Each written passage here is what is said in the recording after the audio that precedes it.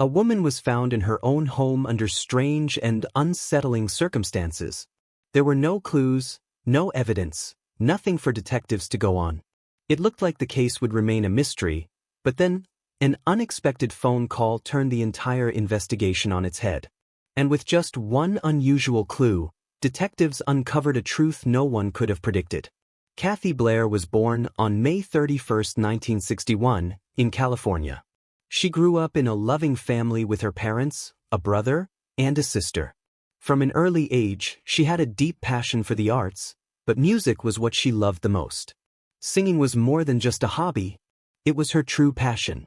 So, when it was time to choose a career, Cathy didn't have to think twice. She knew exactly what she wanted. She enrolled at the University of Texas to study vocal performance and moved to Austin. After graduating, Cathy became a music teacher and a Christian choir instructor. She absolutely loved her job, and her students adored her. They could see how much heart she put into music, and her passion was contagious. So, over the years, Cathy was married twice, but both marriages ended in divorce. She had 2 children, a son and a daughter, whom she raised on her own. In 2013, when she was 52, Cathy moved into a new home in a quiet, safe suburb of Austin. She had been dreaming of a place that checked all her boxes, and she had finally found the perfect one. By then, her children were grown and living on their own, while Cathy continued her work in music and led the choir. In December 2014, her son Joe came to stay with her for a few weeks. He was 23 and serving in the military. Before his next deployment, he wanted to spend some time at home with his mom. On December 5th, Joe went out to meet some friends and didn't return home until almost noon the next day. As he walked into the house, he called out for his mom, but there was only silence. Feeling uneasy, he started checking the rooms one by one until he reached Cathy's bedroom. What he saw there was horrifying. She was lying on the floor next to her bed, surrounded by a pool of blood. Joe knew immediately she was gone. Panicked, he ran outside and called the police. When investigators got there, they quickly confirmed that Cathy had been dead for several hours.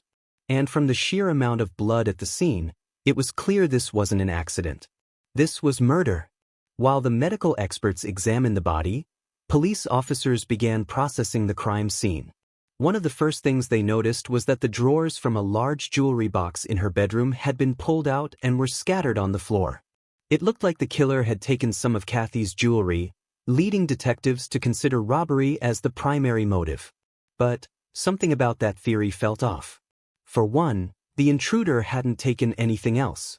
Valuable items like Cathy's laptop, phone, and other expensive things were left untouched, right out in the open. The house wasn't ransacked, and there was no sign that the killer had searched for anything beyond the jewelry. Then, there was the timing. Break-ins at night were pretty uncommon. Most burglars preferred to strike during the day when homeowners were at work. On top of that, this particular neighborhood was considered one of the safest in the city. Crimes like this just didn't happen there. Another strange detail was the sequence of events. It seemed like the killer had murdered Cathy first, and only then started searching for valuables. Bloodstains on the jewelry box drawers and other parts of the bedroom suggested that the attack happened before the so-called robbery began. That meant the intruder must have attacked Cathy the moment they stepped into her bedroom. Adding to the mystery, there were no signs of forced entry at the front door, although investigators found that the back door had been left unlocked. When they asked Joe about it, he explained that his mother often left that door open.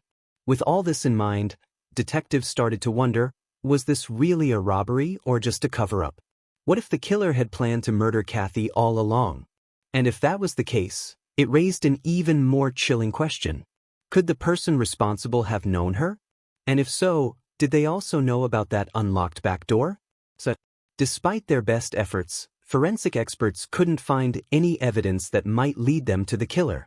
There were no fingerprints, no DNA, nothing that could identify the person responsible. The only clue they managed to recover was a partial shoe print in Cathy's bedroom, left behind in her blood.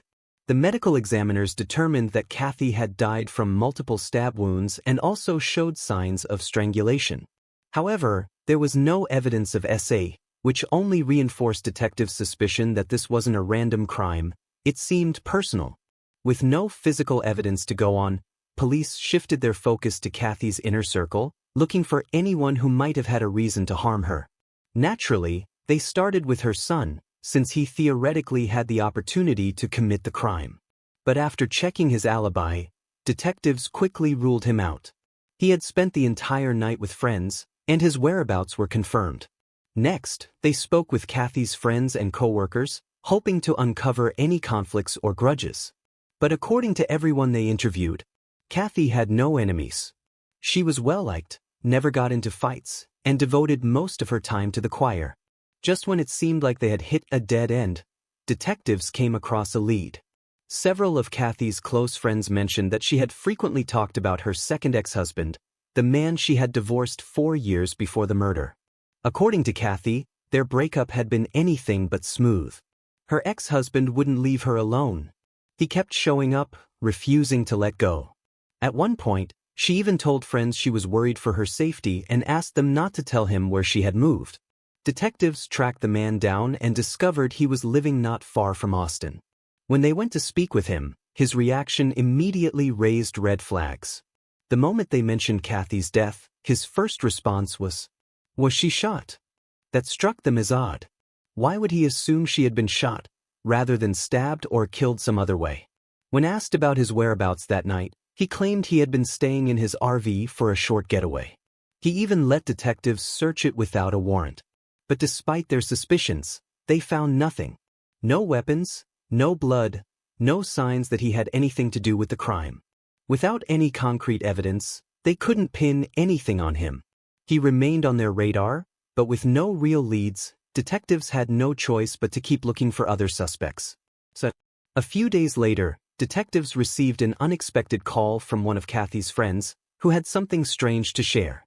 She and a few others had organized a memorial service in Cathy's honor, and during the ceremony, a man they didn't recognize stood up to give a speech.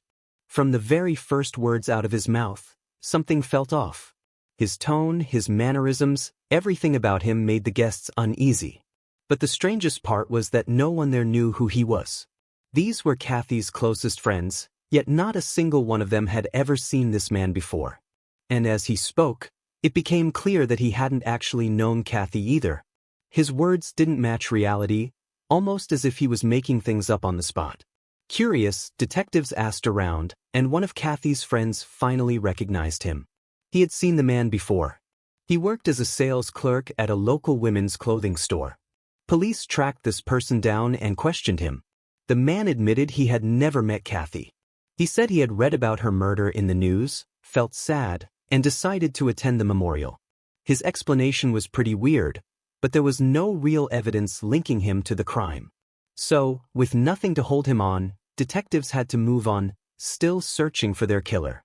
For several days, the case remained at a standstill until an unexpected twist changed everything.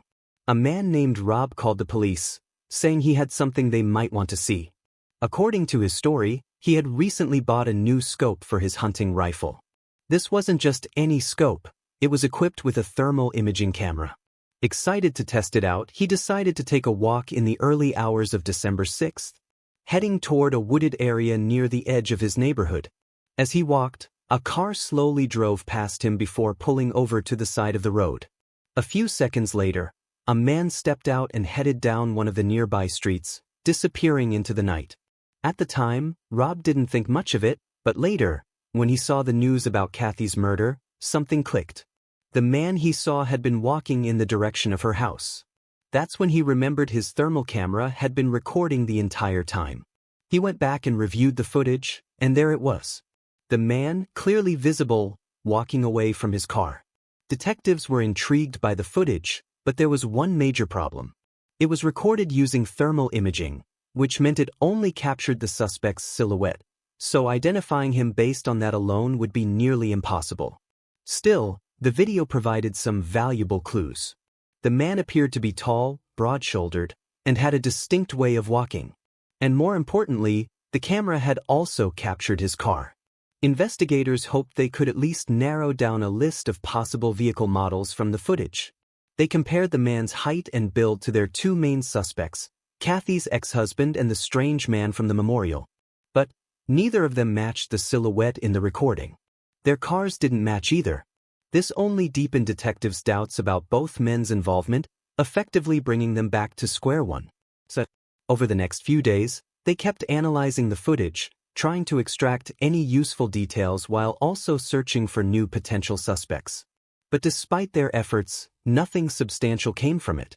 The case, once again, was at a frustrating standstill. Then, on December 15th, everything changed. That morning, police received a call from a caretaker who had gone to check on an elderly couple, Billy and Sydney Shelton. As she approached their house, she immediately noticed something was wrong. The front door was wide open, and there were clear signs of a forced entry near the lock. Stepping inside, she made her way to the bedroom, and what she saw was horrifying. The couple was lying in a pool of blood, their bodies motionless. Without hesitation, she called the police. Medical examiners later confirmed that both victims had suffered multiple stab wounds, just like Cathy. Meanwhile, detectives noticed a chilling detail. The drawers of their jewelry box had been pulled out and scattered around the room, with all the jewelry missing.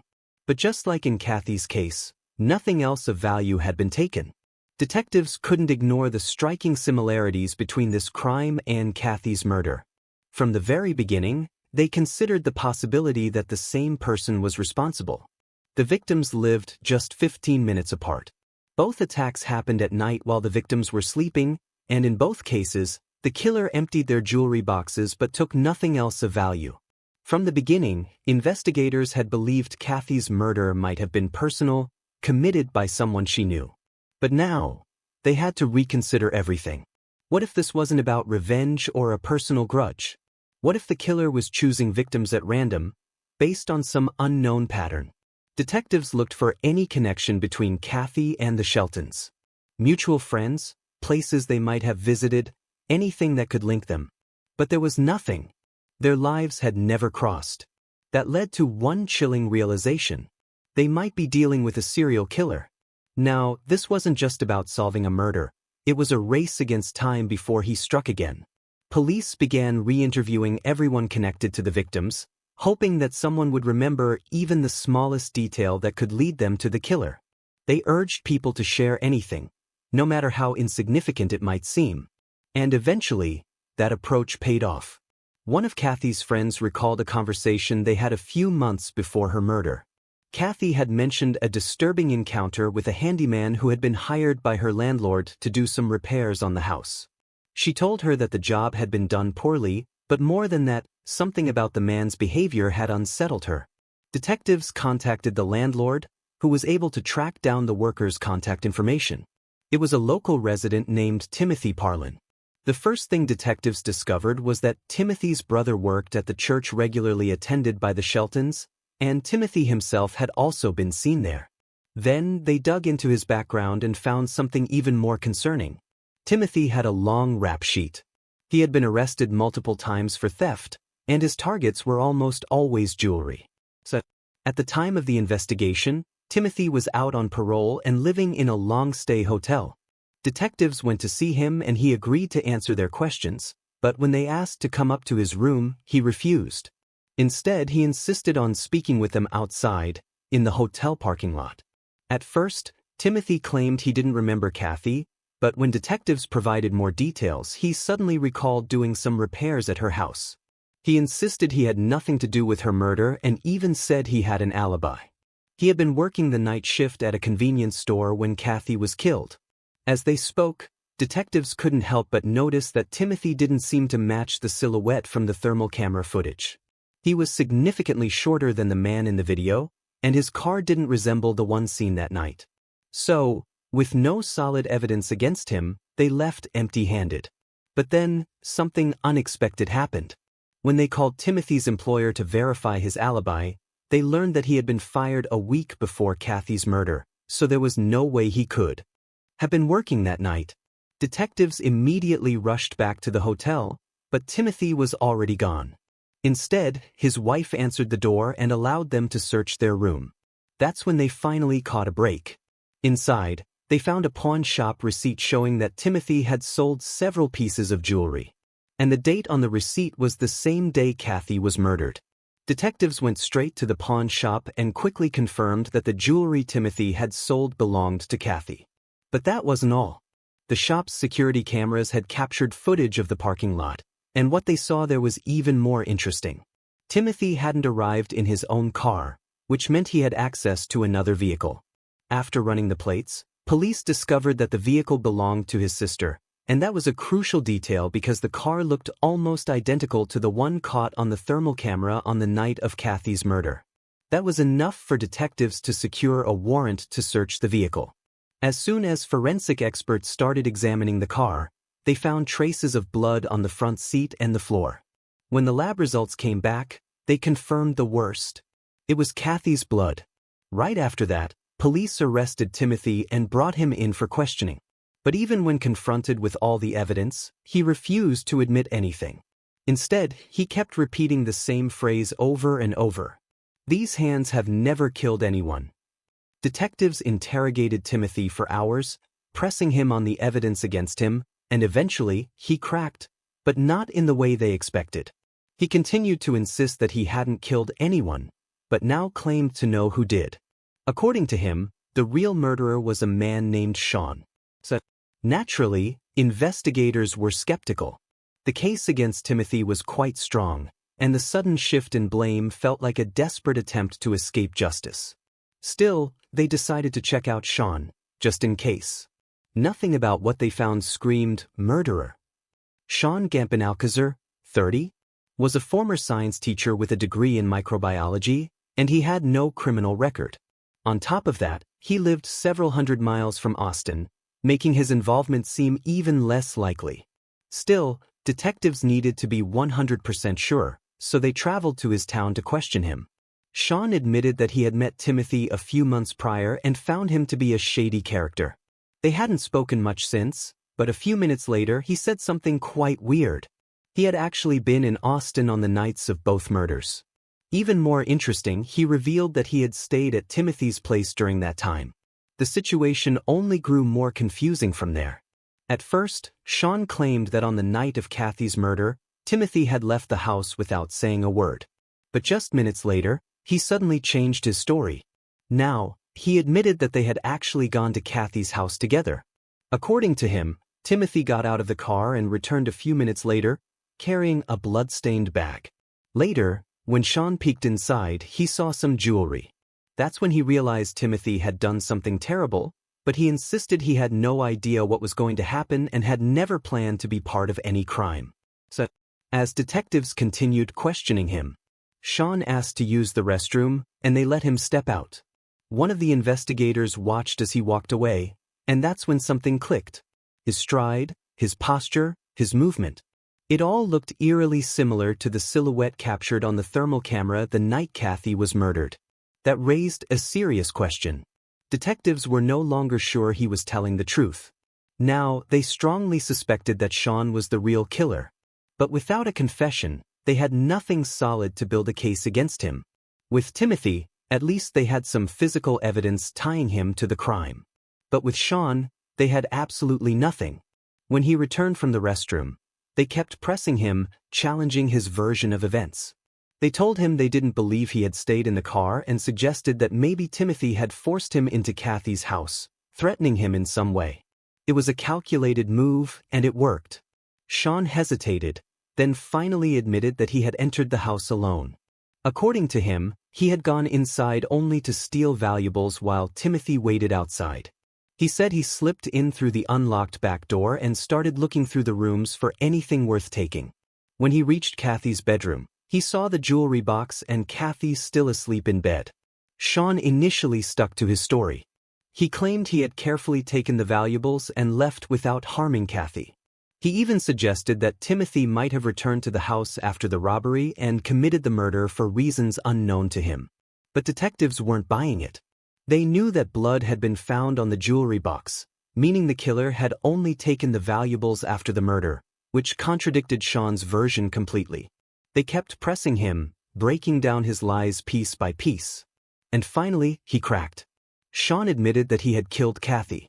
According to him, as soon as he entered her bedroom, she woke up and lunged at him. Panicking, he pulled out a knife and stabbed her multiple times. Once she was dead, he grabbed the jewelry, rushed out of the house, and got back into the car. Detectives still had doubts about Sean's story.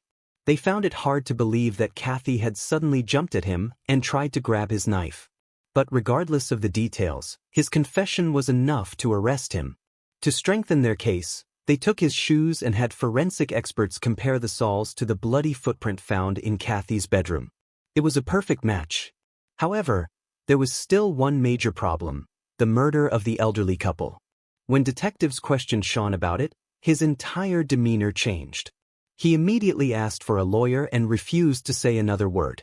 With no evidence directly linking him to that crime, investigators were at a dead end. So, they turned back to Timothy. He was arrested as an accomplice in Cathy's murder, and under Texas law, that meant he faced the same charges as Sean even if he hadn't physically participated in the killing. Whether he liked it or not, he was going down with him. Timothy admitted that he had driven Sean to Cathy's house, but insisted that he had never stepped out of the car and had no idea his partner was going to kill her. However, he did confess to selling Cathy's stolen jewelry, which directly tied him to the crime. When detectives pressed him about the murder of the elderly couple, he admitted that he and Sean had gone there to rob the house as well. But just like before, he claimed that he had stayed in the car while Sean went inside. Investigators considered the possibility that Timothy was telling the truth. The thermal camera footage from Cathy's murder had clearly shown only one person exiting the vehicle. If the same pattern had been followed in the second crime, it was likely that Sean had acted alone once again. In the end, Timothy was charged in all 3 murders due to his role in the crimes, even though he hadn't committed the killings himself. As for Sean, he was officially charged with Cathy's murder, but detectives still weren't able to prove his involvement in the second case. At least, not yet. The court ruled that Timothy and Sean would be tried separately. During his trial, Timothy maintained that he had no involvement in the murders and had no idea his partner was going to kill anyone. But that didn't change the fact that he had driven Sean to both crime scenes and profited from selling Cathy's stolen jewelry.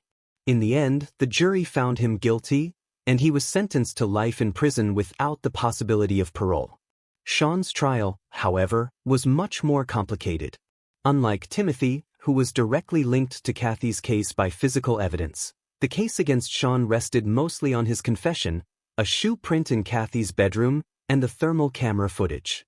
His lawyer immediately went on the attack, claiming that detectives had coerced Sean into confessing and pressured him into taking the blame for someone else's crime. He also insisted that the rest of the evidence was purely circumstantial. As a result, the jury couldn't reach a unanimous verdict, forcing the judge to declare a mistrial. But prosecutors weren't giving up, and a few months later, Sean was back in court for a second trial. This time, the prosecution managed to convince the jury of Sean's guilt, and he was sentenced to life in prison without parole for Cathy's murder.